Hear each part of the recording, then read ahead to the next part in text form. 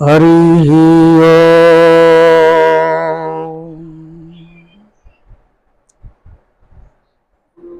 श्रीकृष्ण परब्रह्मणे नमः।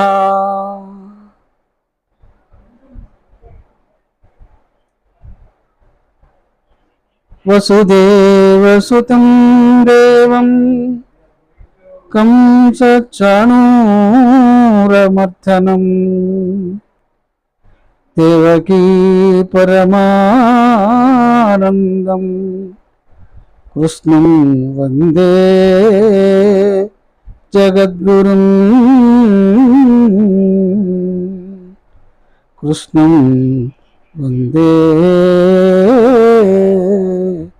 जगद्गुरुं।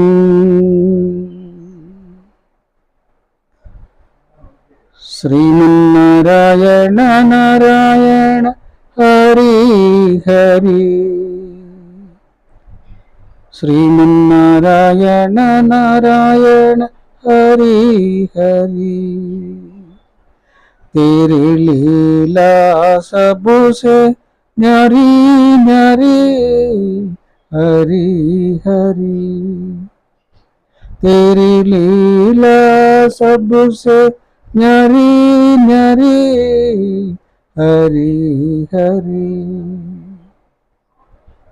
श्रीमन्नारायण नारायण हरि हरि। श्रीमन्नारायण नारायण हरि हरि। हरि ओम नमो नारायण। हरि ओम नमो नारायण। हरि ओम नमो नारायण। हरि ओम नमो नारायण। हरि ओम नमो నారాయణ. ఆత్మస్వరూపులారా, శ్రీమద్ భాగవత పారాయణమునకు ఆహ్వానం. భాగవత పారాయణంలో ద్వితీయ స్కంధాన్ని ఇప్పుడు మనం పారాయణం చేస్తున్నాం. అందులో సుఖబ్రహ్మర్షి పరీక్షణ్ మహారాజుకు తాను ప్రాయోపవేశం చేస్తున్నటువంటి సందర్భంలో ఆయనకు భగవంతుని తత్వాలన్నీ కూడా తెలియచేస్తూ 7 రోజుల్లో ముక్తిని ప్రసాదించేటటువంటి దివ్యమైన ఒక మహా తపస్సు యజ్ఞం చేస్తున్నారు. ఆ సందర్భంగా పరీక్షణ్ మహారాజుకు శ్రీమన్నారాయణుని యొక్క లీలా అవతారాలన్నింటినీ కూడా తెలియచేస్తున్నారు. అంటే మనం చెప్పుకునేటువంటి కొన్ని అవతారాలు దశావతారాలే కాకుండా ఇంకా చాలా అవతారాలు అనేటువంటివి స్వామి ఆయా సందర్భాలకి అవసరమైనట్టుగా ఆయన అవతరించారు లోక సంరక్షణార్థమై. ఇప్పుడు ఆ భాగాన్ని మనం పారాయణం చేస్తున్నాం.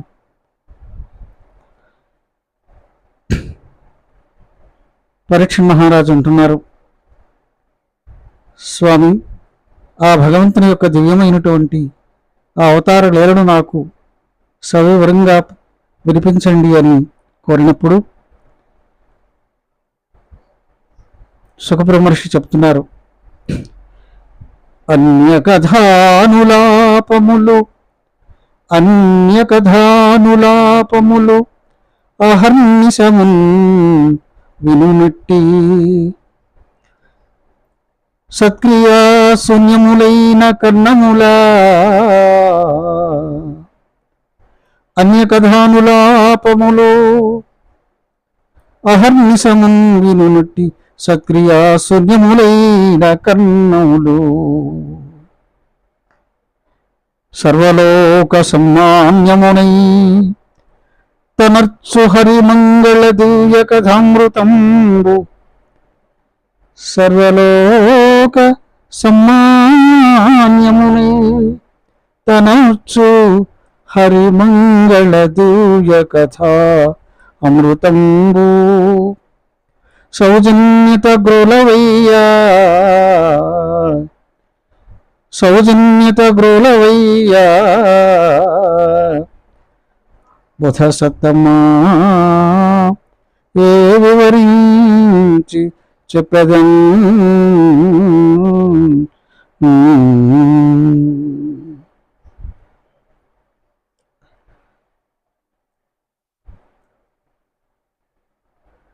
ఇక్కడ ఈ సందర్భంలో శ్రీమన్నారాయణుని యొక్క లీలావతారాలన్నింటినీ కూడా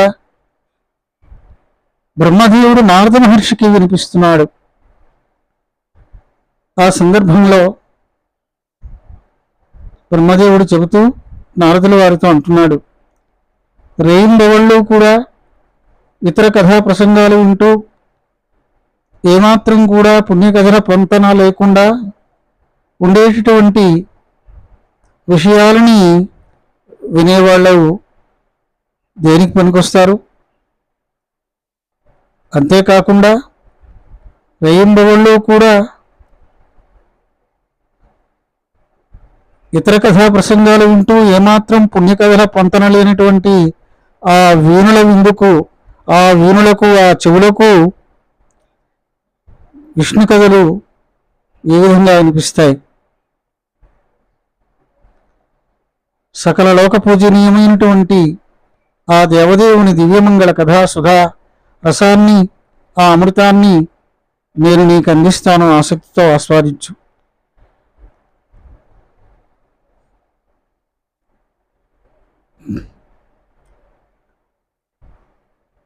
అని పలికి మరలా ఇలా చెప్తున్నారు. పూర్వం హిరణ్యాక్షుడనేటువంటి రాక్షుడు ఉండేవాడు. వాడు బాహుబలాటోపంతో, అహంకారంతో భూచక్రాన్ని చాప చుట్టినట్లు చుట్టి సముద్ర గర్భంలో దాగాడు. అప్పుడు శ్రీమన్నారాయణుడు యజ్ఞవరాహ రూపం ధరించి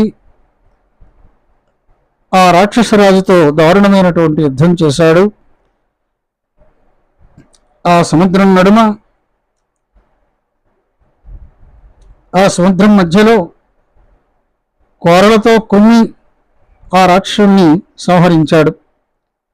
వజ్రాయుధం యొక్క వేటుకు నేలకూడేటువంటి మహాపర్వతంలాగా వాడు అతి భీకరంగా పడ్డాడు, చనిపోయాడు. ఇది యజ్ఞవరాహ అవతార కథ.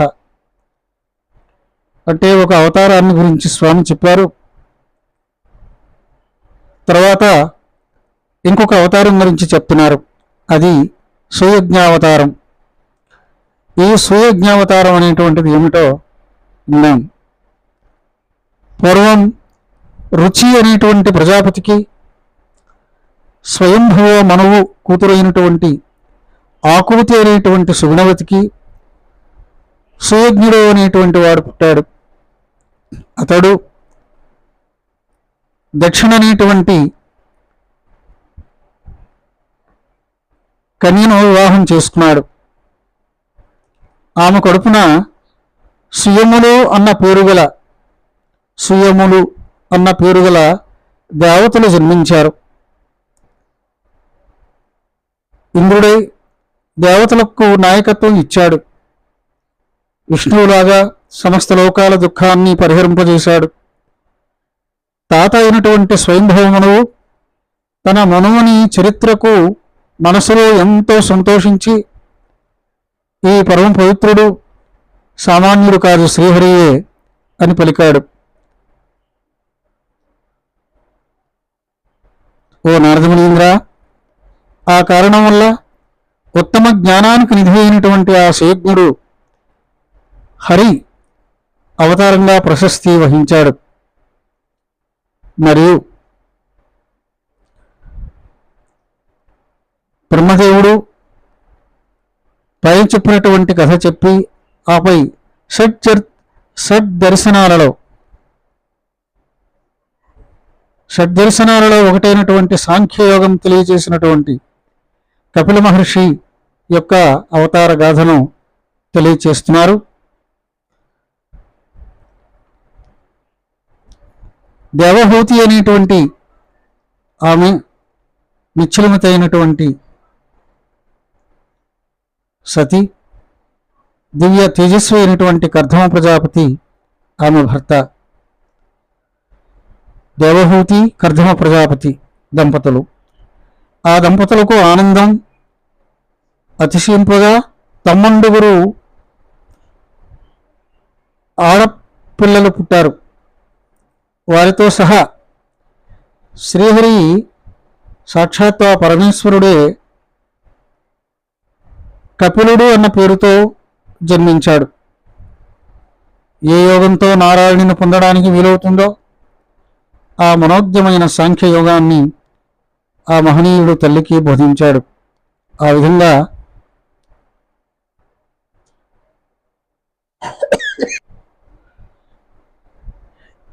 ఏ యోగంతో నారాయణుని పొందడానికి వీలవుతుందో ఆ మనోజ్ఞమైన సాంఖ్యయోగాన్ని ఆ మహనీయుడైనటువంటి కపిల మహాముని, ఆ కపిలుడు తన తల్లికి బోధించాడు. ఆ విధంగా ఆమె పాపాలు రూపుమాపి మునులు అపేక్షించేటువంటి మోక్షాన్ని ఆమెకు ప్రసాదించాడు.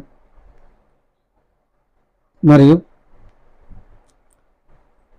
తర్వాత అవతారం చాలా అపురూపమైనది, అద్భుతమైనటువంటిది. దత్తాత్రేయ అవతారాన్ని స్వామి ఎలా స్వీకరించారో తెలియజేస్తున్నారు.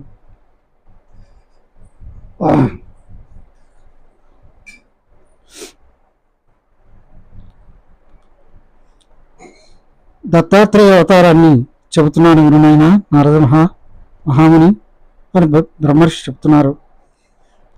బ్రహ్మదేవుడు చెప్తున్నాడు, అత్రి మహర్షి మునులలో నీటి. అత్రి మహర్షి మునులలో గొప్పవాడు. ఆయన తనకు పుత్రుణ్ణి ప్రసాదించమని లక్ష్మీనాథుణ్ణి ప్రార్థించాడు. అప్పుడు శ్రీహరి, పాపరహితుడైన ఓ మునీంద్ర, నేను నీకు దత్తుడనయ్యాను అని అన్నాడు. అందువల్ల హరియే అత్రికి దత్తాత్రేయుడై జన్మించాడు.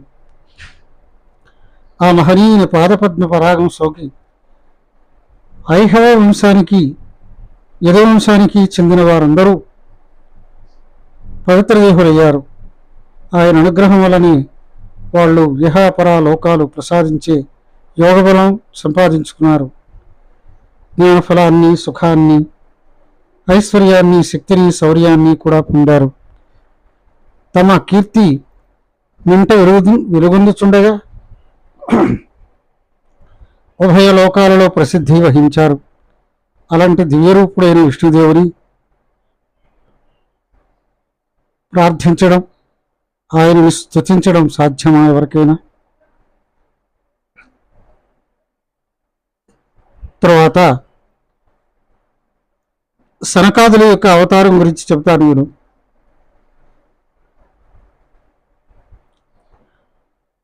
నేను కల్పారంభంలో విశ్వాన్ని సృష్టింపదలుచుకున్నాను. అందుకై తపస్సు చేస్తూ సన అని పలికాను.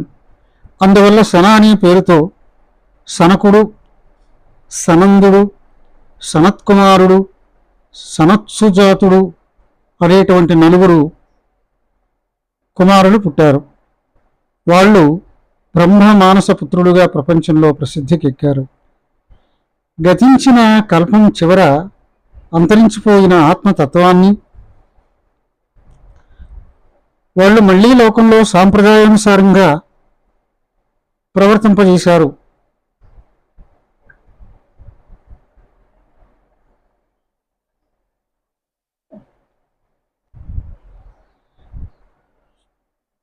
మరలా ఇంకోసారి చెప్తున్నాను.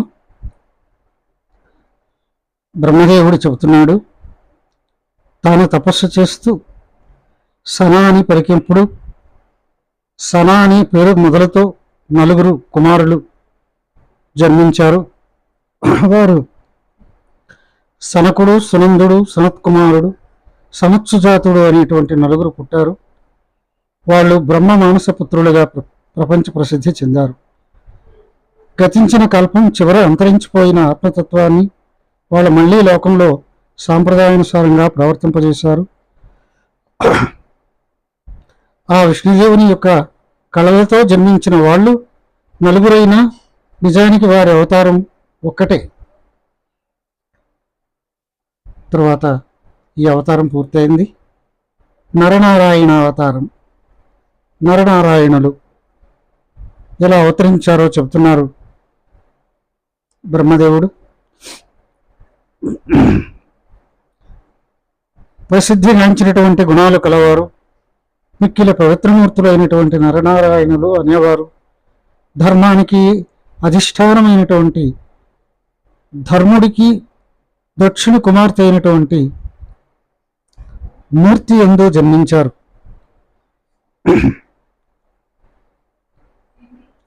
ఆ పరమపవనులు బదరిక వనానికి వెళ్ళి అక్కడ నిశ్చల తపస్సులో నిమగ్నులయ్యారు.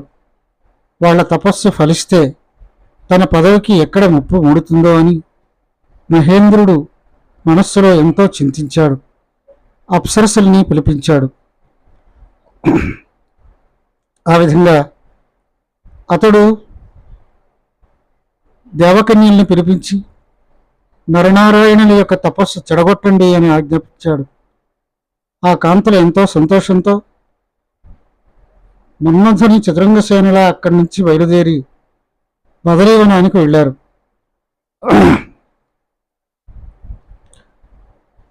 అక్కడ నరుడు నారాయణుడు ఇద్దరు తపస్సు చేస్తున్నటువంటి ఆ ప్రదేశానికి దేవకాంతలు విలాసంగా వెళ్ళారు. అందచందాల తీరు, కళా నైపుణ్యాలు ఉట్టిపడేటట్టుగా ఆడుతూ పాడుతూ పాటలు పాడుతూ విహరించారు. అలా విలాసలీలతో తపోవనంలో విచ్చలవిడిగా విహరిస్తున్న ఆ అప్సరసుల్ని నరనారాయణులు చూశారు. కానీ వారు ఏమాత్రం చలించలేదు, కామానికి లోను కాలేదు. నిశ్చింతులై నిర్మోహులై, ఇలాంటి మోహం కూడా లేకుండా వాళ్ళు అలాగే నిశ్చలమైనటువంటి ధ్యానంలో మహాతపస్సులో నిమగ్నులై ఉండిపోయారు. కోపం తమ తపస్సులకు లోపం కలిగిస్తుందని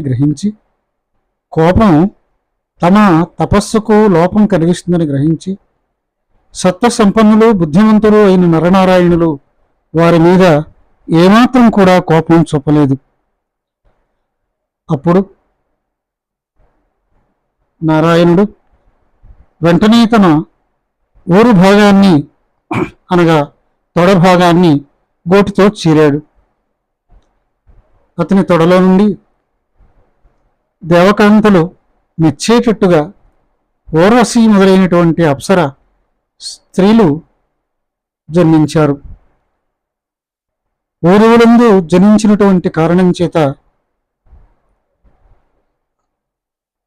ఆ నరనారాయణుని యొక్క ఊరువులో నుండి జన్మించడం వల్ల ఆమె ఓర్వశి అని పేరు కాంచింది. ఇంద్రుడు పంపగా వచ్చిన దేవతా స్త్రీలు ఓర్వశి మొదలైన వాళ్ళ అందచందాలు, హావభావాలు, వినోద విహారాలు చూసి ఈ నరనారాయణులు లజ్జతో కుంచుకుపోయారు. మనస్సులో అనుకుంటే చాలు, ఆ నరనారాయణులు సృష్టి స్థితి లయాలు చేయగలరు. అలాంటి మహానుభావుల యొక్క తపస్సుకు భంగం కలిగించడానికి ఈ దేవకాంతలు చేసినటువంటి ఈ శృంగార లీలలు కృతజ్ఞుడికి చేసిన ఉపకారంలాగా నిరుపయోగాలయ్యాయి. అందువల్ల వాళ్ళు సిగ్గుతో పరితపించారు. ఆ ఊర్వశిని తమకు నాయకురాలుగా చేసుకుని వచ్చిన దారిని తిరిగి వెళ్ళిపోయారు.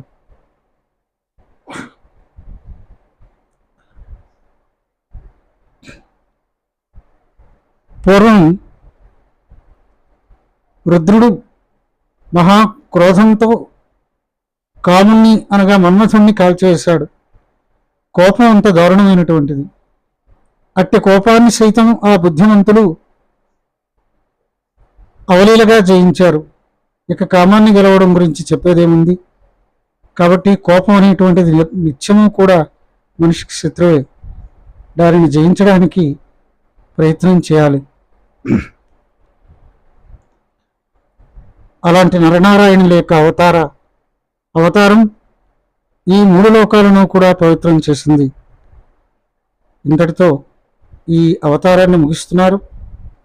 తర్వాత ధ్రువ అవతారాన్ని చెబుతున్నారు. ధ్రువుడు, ఈ ధ్రువ అవతారం వివరిస్తాను విను అని బ్రహ్మదేవుడు నారద మహర్షికి చెప్తున్నారు. ధ్రువుడు ఉత్తమ చరిత్రుడైన ఉత్తానపాదుడైనటువంటి రాజుకు కుమారుడిగా జన్మించాడు. ప్రభావ సంపన్నుడైనటువంటి ఆయన పేరుగాంచి చిన్నతనంలోని ఒకనాడు తండ్రి వద్ద ఉన్నప్పుడు సవతి తల్లి సురుచి అతన్ని నిందావచనాలతో మనస్సును బాధపెట్టింది. దుఃఖంతో ధ్రువుడు గొప్ప తపస్సు చేశాడు. ఆ తపస్సు ఫలించింది. భగవంతుడు సాక్షాత్కరించి అతన్ని అనుగ్రహించాడు. అతడు సశరీరంగా అంటే దేహంతోని ఆకాశంలో మహోన్నతమైనటువంటి ధ్రువస్థానంలో స్థిరపడ్డాడు. ఆ స్థానానికి పైన ఉండే భృగువు మొదలైన మహర్షులు, క్రింద ఉండేటువంటి సప్తర్షులు ఆ మహనీయుణ్ణి గొప్పగా ప్రశంసించారు. అతడు ధ్రువుడు అనే పేరుతో ప్రకాశించి విష్ణువుతో సమానుడైనాడు. ఇప్పుడు కూడా ఆ పుణ్యాత్ముడు ధ్రువస్థానంలోనే ఉన్నాడు. ఇప్పుడు తర్వాత అవతారాన్ని గురించి చెప్పుకుందాం. తర్వాత పృథు చక్రవర్తి అవతారం గురించి చెప్తాను విను అని బ్రహ్మదేవుడు చెప్తున్నారు నారద మునీంద్ర వారికి. వేణుడు అనేటువంటి భూపాలుడు దేవతల యొక్క శాప వచనాలచే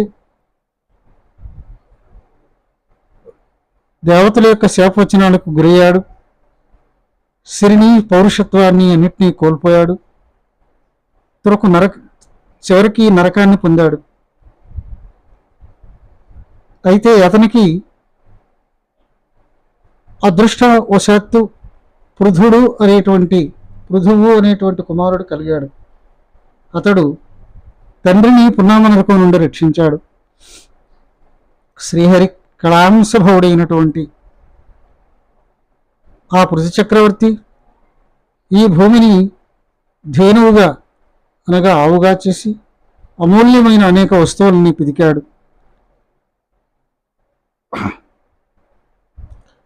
ఇలా చెప్పి బ్రహ్మదేవుడు మళ్ళా చెబుతున్నాడు.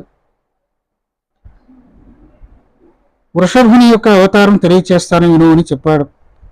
అంటే ఈ పృథు అవతారం అయిపోయింది. ఆ పృథు చక్రవర్తి యొక్క గొప్పతనాన్ని తెలియచేశారు. ఈ భూమిని ధేనువుగా మార్చాడు, అనేకమైన సిరి సంపదలన్నిటినీ కూడా పిదికాడు అని చెప్తూ తర్వాత బ్రహ్మదేవుడు నారద మునీంద్ర వారితో చెప్తున్నారు.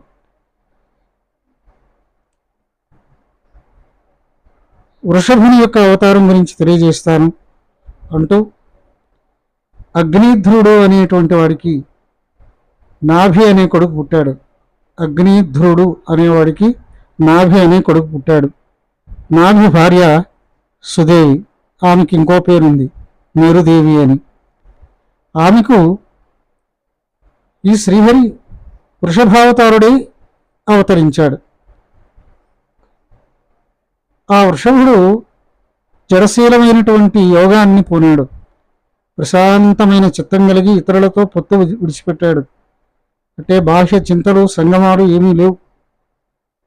ఇది పరమహంసలు పొందదగినటువంటి స్థితి అని తన్ను తాను గురించి మహర్షులు ప్రశంసించేటట్టుగా ఆ మహాత్ముడైనటువంటి ఆ వృషభుడు తపస్సు చేశాడు, ఆ స్థాయిని పొందాడు. ఇది ఒక అవతారం. తర్వాత హయగ్రీవ అవతారాన్ని గురించి చెబుతున్నారు బ్రహ్మదేవుడు. నీలిమి బంగారు కాంతి గలవాడు, వేదస్వరూపుడు, సర్వాంతర్యామి, సాటిలేని యజ్ఞపురుషుడు అయిన దేవదేవుడు హయగ్రీవుడన్న పేరుతో నేను చేసిన యజ్ఞంలో నుండి జన్మించాడు.